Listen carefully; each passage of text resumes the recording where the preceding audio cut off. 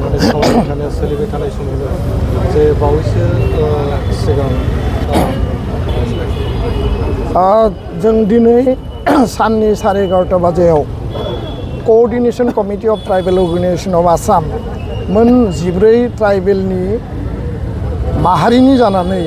आरो CCTOA जानानै आदित्य खाख्लारि CCTOA chief convenor tribal संघनि गाहाय नेहाथारि दुलाराय बर' फरायसा आफादनिफ्राय आंजों लोगोसे उमेश दैमारि जोंनि लोगो आफादगिरि आरो आरसुनि राभा स्टुडेन्ट इउनियननि doctor Subhash Rabha general secretary TMPK Mising student इउनियननि गाहाय नेहाथारि सान कुमार पांगिं जों मोनसे डेलिगेसन टीमा national commission for schedule tribe बिनि गाहाय मासिगिरि चेयारमेन अंतर सिंह बिथांखौ जों लोगो हमो बिथाङा गोदानै थिसनजादों बिनि सिगाङाव हर्ष चौहान दंमोन 2022 सनाव जों हर्ष चौहानखौबो जों लोगो हमदोंमोन आरो जों मोननै दाबि लाखिदों जे आथिखालाव आसामाव थानाय मोन 14 ट्राइबेल दङ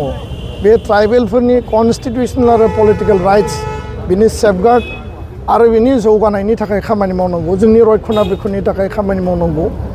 आरो जोङो गासै बिथिङाव थाखानाय ट्राइबेलफोरा जेरैबायदि सुजुग सुबिदा प्रिभिलेज राइट्स एन्ड प्रिभिलेजखौ मोननांगौ बिनि थाखाय NC/STआ खामानि मावनांगौ होननानै जोङो खावलायदों लोगोसेयैनो मोनद' जौगासारनाय आरो गोबां पपुलेसन थानाय जि हारिफोर दङ आसामाव बिथांमोना ST दाबि खालामबाय थादों आरो बेखौ लानानै आसाम सरकारा फैगौ 25 नभेम्बराव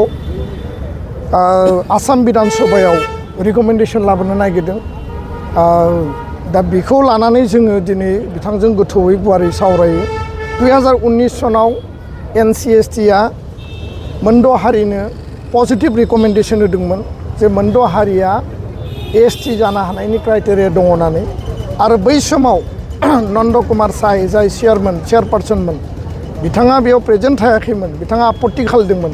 नाथाय राजनितिक कारनाव भाइस चेयारमेन आरो सानै मेम्बार बिथांमोनखौ लानानै भाइस चेयारमेना मोनसे रिकमेन्डेसन हरदों मोनद' हारिनो पजिटिभ रिकमेन्डेसन हरदों लकुर कमिटिनि बायदियै जायफोरा क्राइटेरिया गैया बे क्राइटेरिया गैयै मोनद' हारिखौ आरो एडभान्स आरो पपुलास जायफोरनि सुबुं सानखो 2 कौटिनिबो बारा बिथांमोनखौ रिकमेन्डेसन हरदोंमोन आरो 2019आव बे रिकमेन्डेसन बायदियै राज्य सभायाव बिथांमोननो ST होनांगौ होननानै बिल टेबोल जादोंमोन दा बेखायनो दिनै बे खोथाखौ जोङो सावरायबाय आरो जों खावलायदों 2019आव जाय रिकमेन्डेसनखौ हरदोंमोन बेखौ रिभिउ खालामनांगौ आरो मोनद' हारि ST जि दाबिनाय आरो ST थिसननो नागिरनाय बेखौ जोङो अपोज खालामनानै बिथांनो जों बुंनानै फैदों बिथाङा खोब पजिटिभ जे थाखानाय STनि सेफगार्ड आरो थाखानाय STनि कुनु कारनाव खहा खालामनाय नङा 45 लाखनि जायगायाव 2 कौटि जाबसिननायखौ बिथाङा माने गनाया होननानै जोंनो खोथा होदों आरो रिभिउ खालामनांगौनि थाखाय जिखिनि खामानि मावनांगौ बिनि सायावबो खामानि मावगोन होननानै बिथाङा जोंनो खोथा होदों दा जोंहा रावजोंबो हिंसा गैया कुनु जाति जनगोष्ठी जोङो रावनिबो जोङो इनाय हास्थाया खिन्थु थाखानाय STखौ धंस खालामनानै सोरनोबा अधिकार होनायखौ जों मालाबाबो लुबैया बे खोथाखौ जों एक्सप्रेस खालामदों आं बेखिनि खोथाखौनो बुंबाय गोजोन्थों।